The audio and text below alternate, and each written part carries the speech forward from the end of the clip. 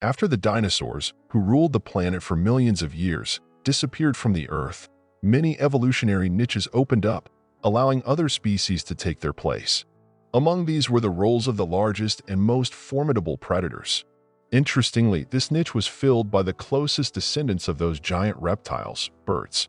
However, to become the most dangerous creatures on the planet, these feathered beings largely emulated the recently extinct theropods, growing to enormous sizes and abandoning the ability to fly. We're talking about the so-called terror birds or phararacas. In this video, you'll discover what made these predatory birds dominate over other animals and how their descendants live today. Without a doubt, the most dangerous predators of the late Cretaceous period were the large theropods.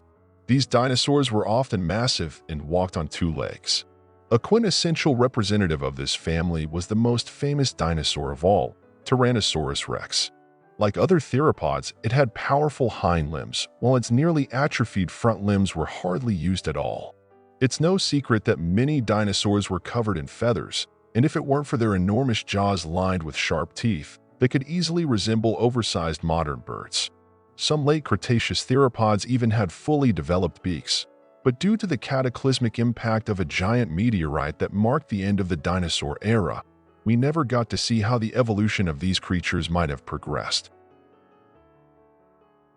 Birds essentially copied the hunting methods of theropods and developed the same time-tested evolutionary tools. One such bird-like dinosaur from the late Cretaceous period was the giant raptor. Its remains were discovered in China in 2005. During the filming of a documentary about dinosaurs, scattered remains of a young specimen were accidentally found, and after examination, scientists recognized this dinosaur as a representative of a previously unstudied species. Despite its name translating to giant predator, the newly discovered species was actually omnivorous. Based on the remains, researchers were able to reconstruct the size of this creature.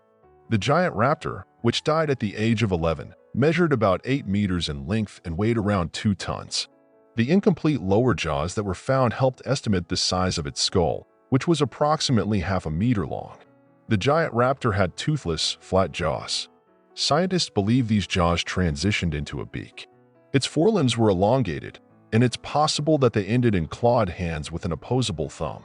While there is no direct evidence that these dinosaurs were feathered, given their close relation to oviraptors, this possibility remains quite plausible. About 20 million years ago, the role of large predators was taken over by the terrible bird, the phararacas.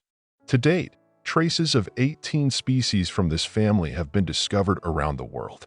These were large, flightless birds, standing up to 3 meters tall and weighing as much as 300 kilograms.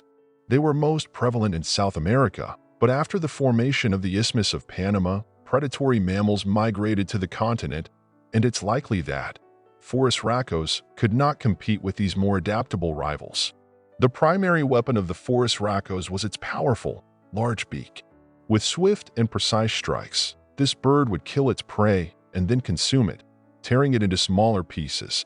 Previously, it was believed that phararacas could prey on a wide variety of animals from that era, including giant sloths and armadillos. However, most scientists now suggest that these predatory birds primarily fed on smaller animals, such as rodents or snakes. Researchers have classified all known phararacas species into 5 subfamilies, which differ in size, habitat, and time period. What unites all these birds is that they were predators and flightless, relying primarily on their powerful beaks as weapons. While there has been speculation that phararacas could have inhabited all continents, evidence shows that these birds primarily dominated the animal kingdom in South America, with some presence in North America. There is currently no scientific confirmation of their presence in Africa or Eurasia, and the similar remains found there have not yet been classified within this family. Among the many species of phararacas, there were a variety of birds. The largest representative of this family is considered to be Titanes walleri. This giant stood about 2.5 meters tall and weighed over 200 kilograms.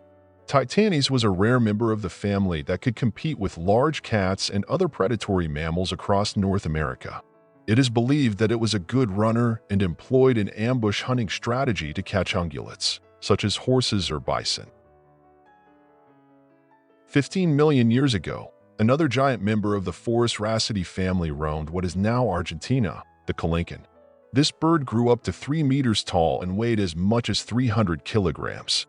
Its skull measured around 70 centimeters in length, while its beak reached nearly half a meter. Scientists believe these predators were capable of high speeds, allowing them to chase down prey with powerful strikes from their beaks. There is also a theory that calincan, like other large phararacaceae, could intimidate smaller predators away from their kills due to their impressive size. The heaviest of the phararacaceae is known as brontornis, which translates to thunderbird. This heavyweight lived in Argentina about 15 million years ago. Standing nearly 3 meters tall, it could weigh up to 400 kilograms. It is believed that brontornis was also capable of running quickly and could pursue its prey over long distances. One of the few members of the phararacaceae family that lived in Europe was Eleutheriornis. These birds were not particularly large, which may have allowed them to coexist peacefully with larger predatory mammals. Standing up to 1 meter tall, they didn't compete directly with large cats and cave bears for their primary prey. They inhabited the region that is now Switzerland and France around 40 million years ago.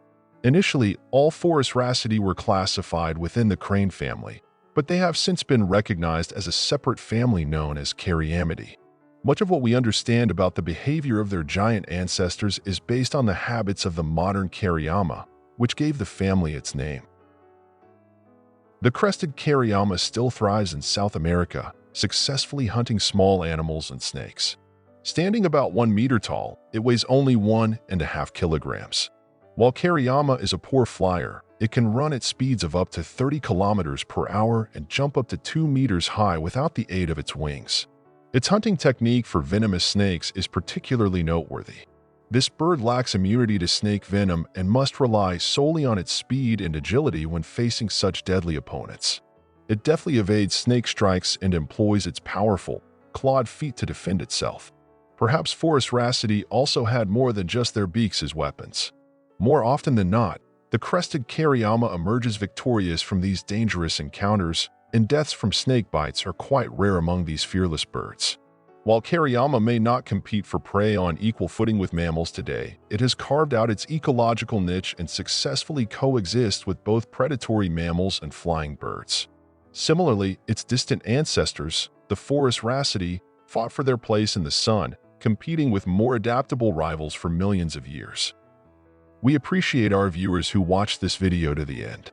To learn more about the lives of other prehistoric creatures and their modern descendants, check out our other videos on the channel.